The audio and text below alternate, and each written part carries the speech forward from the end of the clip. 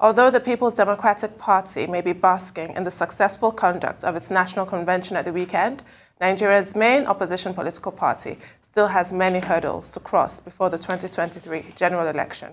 For one, its suspended national chairman, Uche Secondus, rejected the decision last Friday by the Court of Appeal, which dismissed his request to stop the PDP from proceeding with its convention and pledged to challenge the ruling at the Supreme Court.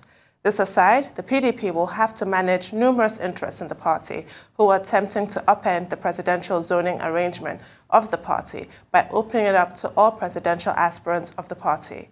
Should the PDP fail to get most of its members on board on the presidential zoning, it will most likely head into 2023 general election as a disunited house. There are also state chapters of the PDP that are still heaving from internal divisions that are yet to be resolved. While joining us now from Abuja to discuss the national convention at the weekend and to tell us what Nigerians should expect from the party as it repositions to challenge the ruling All Progressives Congress in 2023 is Emmannuel Ogidi, a former national vice chairman South-South of the PDP. Good morning, Mr. Ogidi, and thank you for joining us. Good morning, Tundu. How are you? Great, thank you, sir. And so what is your mood now? You've managed to have your national convention. It's in the bag. There's a lot of nail-biting tension right up until the last minute, but you've pulled it off. What is your impression? Give us your overview of the convention as it actually happened. It was quite close to not happening, so I'm sure you're quite relieved that it's in the bag. Yeah, of course. You know, first of all, we have to give thanks and praise to God Almighty for what happened on Saturday until Sunday. We started with the accreditation of members. Well, before then, you know, I agree with you, there was this court processes and so on. Eventually, we had the convention. Once any decision is taken at the convention, that is the end of it. It will now be the job of the NWC to implement the convention decisions. Of course, not everybody will be happy, but most of us were very happy, particularly myself. I'm a member of the accreditation subcommittee. We did the accreditation started by 8. And before we got to the venue, the place was filled up. I didn't know we have so much supporters. Abuja was agog. Everybody wanted to see what would happen. And thank God it ended successfully. Yes, we still have the responsibility of trying to bring back those who are aggrieved. It's normal in every family meeting. And we keep saying PDP is a huge family. Of course, you can't please everybody. So we'll do our best to reconcile with everybody, and I believe by the grace of God, our goal now is to get the presidency 2023. And whatever we'll do to make sure we get it, we'll have to do it. That's what I want to say for now. Okay, Elder, a lot has to be said. Somebody was conspicuously... How are you? Very well, thank you, Elder. Somebody was conspicuously missing, and in fact, on the program of events, he was supposed to speak. That's the former President, Goodluck Jonathan. Premium Times reported that he was away in Kenya. In fact, Premium Times further reported that some of the governors tried to make alternative flight arrangements for him so that he will stay back, at least show face in the the party convention. But he said no, he had to go. Not me reporting that. Does this, heighten that conversation about former President Goodluck Jonathan leaving the PDP and dumping the PDP at a time, that a major convention that was supposed to show unity in the PDP, and it wasn't there. And he was there on the program of events to speak. Yeah, well, he didn't tell us that. The truth of the matter is that the governor of Bayelsa State, His Excellency Senator Doyediri, I met him, And he showed me because I'm also partly biased. The governor, the former president was number 1 on the list because he has always been one of our leaders. He knows the importance of the convention, but he has a bigger appointment outside, a bigger assignment, so he had to go. So it's not an issue, really. Yes, it's an issue because he was the former president. But to us, because he has explained the situation to us, that's why we say it's not an issue. Is it not an issue? But people making their speculation, they are free to make. Is it not an issue? And he was added to the guest list. He was built to speak at that event. He was on the program of events. And you say it's not an issue? If you also look at our program, we didn't start on time. Accreditation took a lot of time. So if you just the only difference is that we didn't put timing on it.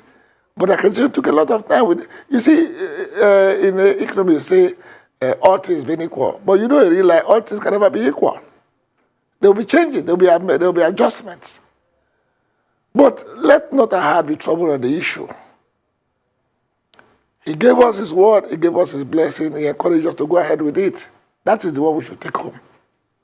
All right, Mr. Ogidi, good morning. Does that make sense to you? Yes, it's all right. Yeah.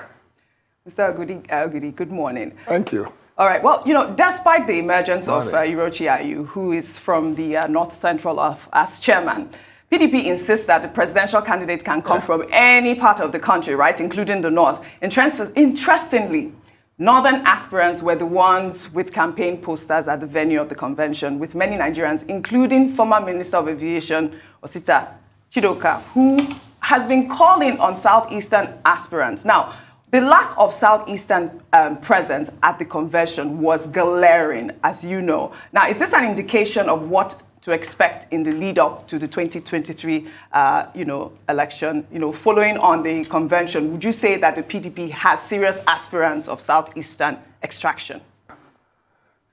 No, look, see, we said we are here for convention, not for presidential politicking. Well, some people want to go ahead of it. It's a long race. So let's not have the troubles. We have a way of resolving our issues, bearing in mind the Nigerian factor. There's no decision that we'll take that will not affect Nigerians as a whole. Therefore, we must be sensitive to what Nigerians want. First, let us deal with the issue of convention, like rightly said. We have gotten our officers. We wait for them to be inaugurated properly. And then you see what will go next. We must build the reconciliation. Thereafter, you talk about the presidential convention. It's not yet time. We still have time for that. And moreover, when it comes to presidency or even any position, you rest power. You don't see that and you're giving power. Yes, the South wants it. So the North say they also want it. So you must actually rest for it. If not, there's no longer a democratic process. But the most important thing is, how do we rescue Nigeria? Only yesterday, the Rivers people met because of the ugly incidents that happened to their son and daughter, Justice Mary Odili. You see, this APC government have consistently tried to alter the scheme of things in Nigeria. But let us assure Nigerians today that when we come to power by the grace of God 2023, we will not be mentioning them the way they are mentioning us, because we are focused on rescuing Nigeria. We are not going to start making blames. Why blame game? If you're a serious person, you want to become president, you should have your template. And your template should address the inconsistency in the former government. You can see APC still talking about the military of how many years ago. When the PDP comes to power, because we've been there before, we know how to address the issue. We'll just continue from there. So Nigerians should believe in us. That's our appeal. The way we resolve the convention, that's how we're going to resolve Nigerian issues. And everybody will be happy. When I say everybody, I mean majority of Nigerians will be happy. Right, thank you, sir. Does that answer you? Oh, that was OG. OG, does that answer your question? It does. Right. Oh, okay. That was OG. Hi, good morning. Yeah, money. So my question, sir, is still on the Yeah, same I'm listening. issue about the observation Yeah. of Osita Chidoka. You know better than anybody that the race is not to the swiftest when it comes to politics. It's not who is first off the block and sharing pamphlets and posters or what have you. Yes. A dark horse might emerge at any point. But bearing in mind the tension in the country and all the issues that people have raised with regards to the Southeast being marginalized, what would you like to say to PDP supporters about what is being perceived as a huge lapse? You know, the Nigerian problem is really, which has been escalated by this failed APC government. That's why you're seeing all of this thing. I'm sure by the time we approach the presidential convention, you see the way Nigerians will react. Right now, everybody is saying this and that. It's natural. I'm not happy myself. The youths are not happy. I listened to a program just now because they said today is the Youth Day. And the youth was just blabbing, insulting us. You old people, we don't need PDP, we don't need APC. But you want the present government to give you that leverage. No, that's not how I go about it. When I say wrest power, I don't mean that you wrest power by shouting, by fighting. It's a democratic process. We have shown Nigerians that in conventions, you can have consensus. You have a consensus candidate, then you go to the pool. That's what happened. We went to the pool. For those who who didn't share the view of a consensus, there was a democratic process. They lost. And they're happy. At least you have tried. So I believe those from the South will come out. Those from the North will also come out. Some of them are already out. Okay. You can't force any person to come out. I want us to have this understanding. You cannot force anybody to come out. The person must come out of conviction. Those of us in the South, I'm from the South. Well, if you say Southeast, you must have to come out. Nobody gives you, nobody will give it to you. So we expect them to come out. But they have not come out because it's too early. We will all focus on the convention. So that's why they didn't, like some of the things we saw on that day, because I was at the back of the podium, all kinds of things. But what I saw in the faces of our party supporters and observers, they were excited.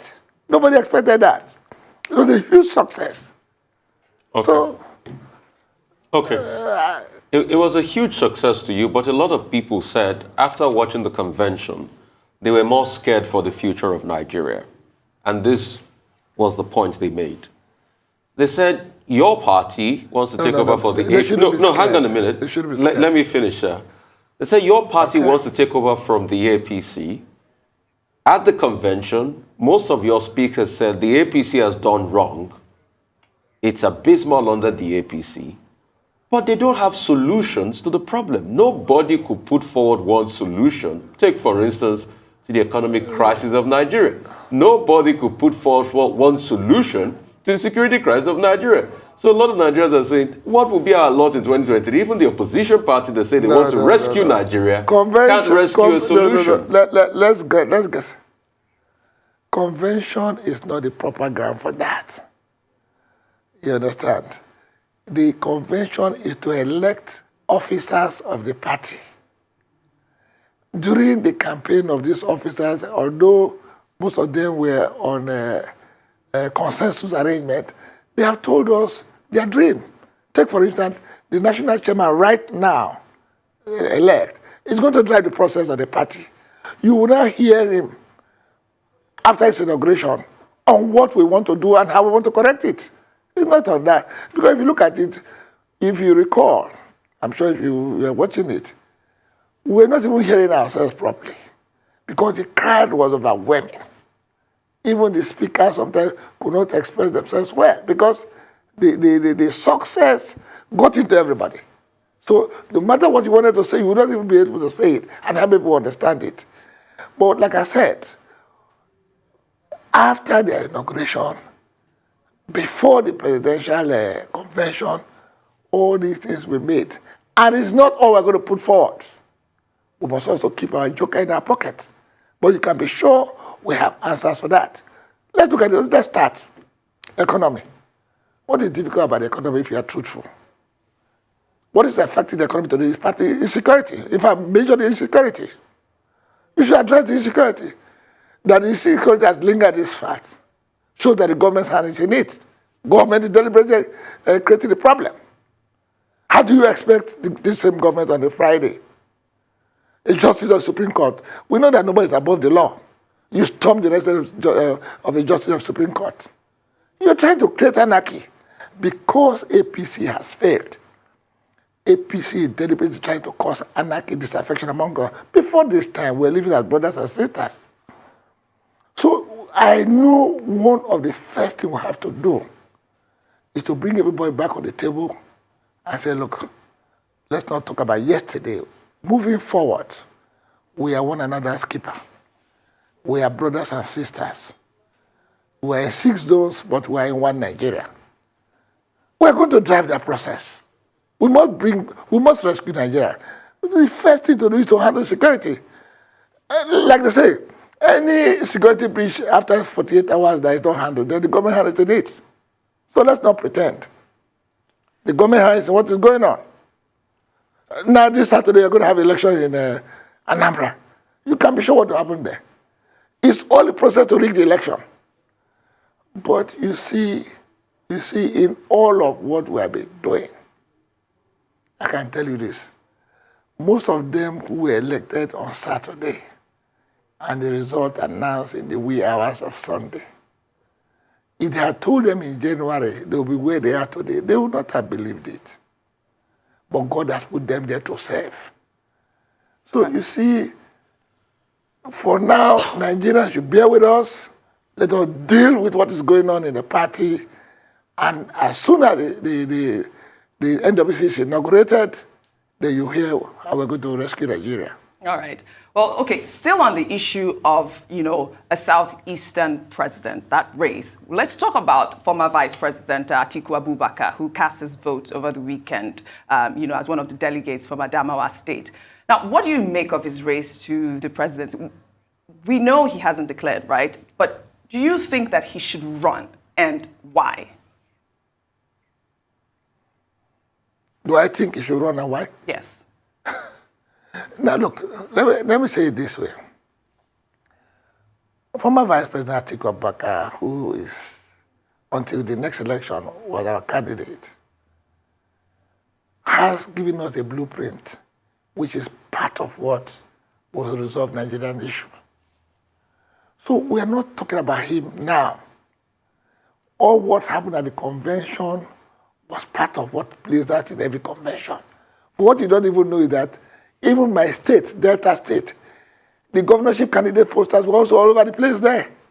It's part of the fun of conventions when it comes to party elections.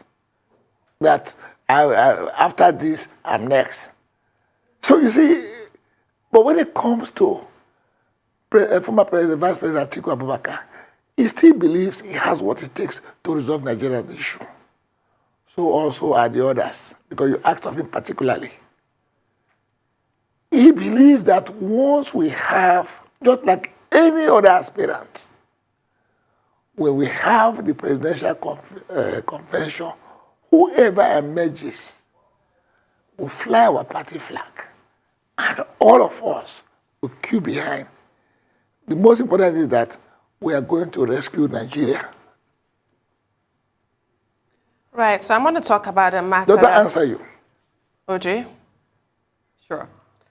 I want to talk about a matter that's very dear to my heart, Mr. Ogidi, gender equality. Okay, please. Why does PDP insist on flouting your own constitution, section 6, subsection 7, 35%, of your national office, those elected offices that we all saw over the weekend, should go to women. That did not happen. Earlier this morning, at the start of the show, I had to commend Hajia Chiroma for her guts that she showed, her chutzpah that she showed, and also Mrs. Chibogu Benson Orelosi, who stepped down at the very last minute. Why were they treated in that kind of appalling fashion? And as PDP is priding itself on its adherence to internal democracy, doing everything by the book or by the Constitution, why is it that this clause is treated as if it is not an absolute? Why is this clause the one that is singled out? No, you see, Tundu, you know, I also know some women who also say that why did we put 35% in the Constitution for them? That they can contest any position. Why would the students do even 35%? That they can also have 100%. You see, we have a lot of respect for our women because the women have shown capacity. Now, what happened was this. You know we have this zoning arrangement. All the positions were shared according to zone, and each zone was allowed to do their election. But what we didn't do initially, which I think the next time we're going to do, is that we must say now, from zone this should be this. Look at it this way. The Constitution says, if the national chairman is coming from the north, the deputy national chairman, the first one, must also come from the north. In case there's an issue, it takes over. If the national chairman had come from the south, then the DNC South should be the one to take over. Now, the problem was, in all of these things, we did not state where we're sharing this position. You see, sometimes you will not remember all of these things. North, you must bring this. But what we had done, according to the guideline, was that, take for instance, in every zone, in the ex-official, this number must be this number, what do you call it, physical challenge must be there, this must be there. Those things were stated. But I agree with you, we need to update our, what do you call it, our guidelines next time. I'm sure the new working committee will address that issue. Until it is done, we may have issues like this again. It is not as if we don't have, please, please, please, please, we have due respect for our women. Please. Don't go with the impression that we don't have respect. We do have due regard for them. And I'll tell you this. The 2023 battle, although you say it's not for the swiftest, but it has to be for the strong.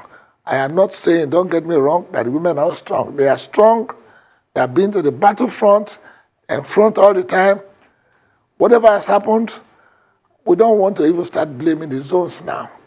We need to, I agree with you, look at our guidelines again. Now with the youth, we're watching a program now, they're saying how many of the NWC members are less than 40 or less than 50. Yes, given the youths have to be 50. If somebody's 52, 53, look at our governor. Most of our governors are young. Most of them are less than 60. But I mean the PDP governors. It's okay. But I also listen to a program. Some old people, I won't call myself old, but I believe in the strength, in the wisdom, the dexterity of the youths. And we will encourage the youths to participate. We're also going to encourage the women to continue to participate until we get it right. It's a developing process. It is. So Tundu, don't think that we're not insensitive. We're sensitive.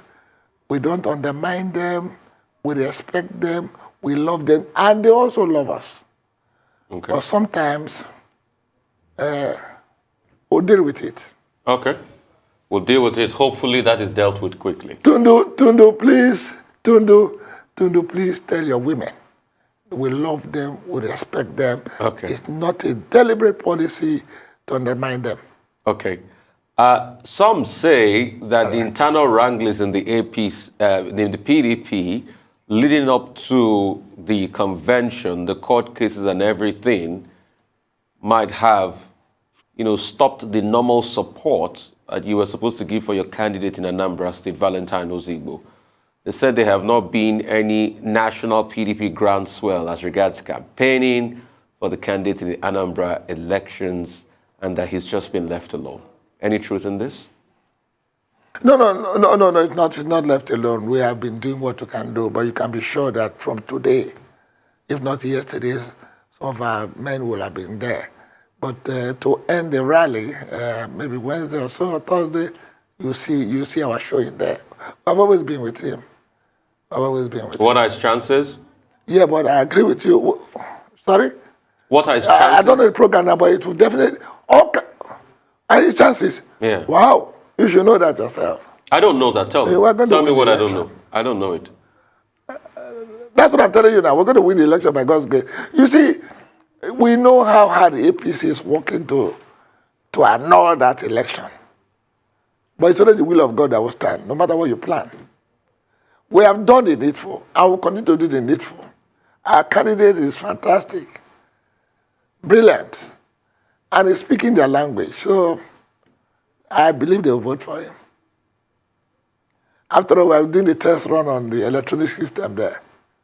So let's see how effective the electronics will be. All right, let's talk about the suspended national chairman of your party, Uche Secondus, who obviously tried and failed to stop this convention from holding. Now, how confident are you that he'll keep working in the party's interest? Obviously, he's disgruntled over his removal from office. Well, he has a right to go to the court to challenge his removal. And I'm very sure, you see, with our inbuilt mechanism for reconciliation, we'll resolve that issue. It's human. Sometimes you get annoyed. It's human. If you don't get annoyed, there's a problem with you. But like what the Bible says, don't allow your annoyance to get to the next day. But because we are human, sometimes we carry it to other levels. But I believe the leadership of the party, including myself, we owe him to bring him back on board. So we'll resolve it. Okay. Right. So now that the dust is settling, a lot of people have observed that PDP governors have emerged as a major power bloc. Not even a major power bloc, the major power bloc. The governors, as opposed to people like your former presidential candidate, Atiku Abubakar, even somebody like former Senate President Bukola Saraki. He emerged in the sense that he got one person in the elections, the National Legal Advisor, the first SAN to occupy that post, which is great. But how does this shift the balance, especially in the all-important topic of your presidential candidate? You know where I'm going. That's why you're laughing. Is this going to be a case of... because you don't understand the workings of our party. So explain. That you nominate somebody does not mean you own the person. This year, I want to make a correction. That you nominate somebody does not mean you own the person. I never suggested anybody owned anybody. He's not a slave. For you. He's not a slave. So no. You are saying that he brought the legal advisor. This brought this. Did we not vote on that day? We voted. Why did we vote? To tell you, the beneficiary, that you are for all of us. So it's not true anybody hijacked anything, no. I never used the word hijack. We all won. We all won. No, so I'm just saying that. I've heard it from the side. We all won. PDP got this escrow. The point that I'm making is that if you are supporting a candidate and the candidate wins, it is a coup for the person supporting the candidate, clearly. And PDP governors have emerged as the power broker. How does that change the scale when we're talking about the presidential candidate? Briefly, sir, because we're coming to an end. Are we looking at a serving governor in PDP as your presidential candidate? People like Aminu Tambuwal have been suggested. Bala Mohammed, is that where we're heading? No, you see, we have 36 states in Abuja. But now we have 13 PDP governors. So they will control their states. So what I'm just trying to say is that we are all involved in this thing. The governors cannot do it alone, just as we cannot do it alone. We are a PDP family. The moment anybody emerges, everybody pool their resources together for that person. That's how it works. Okay, very quickly. Did the PDP governor tell you that our candidates won? They didn't say that. They said don't have PDP to. won. They don't So, have but, to. Okay. so if they don't have to, then why do you want to say it? Okay. Thank you so much. You've been quite engaging.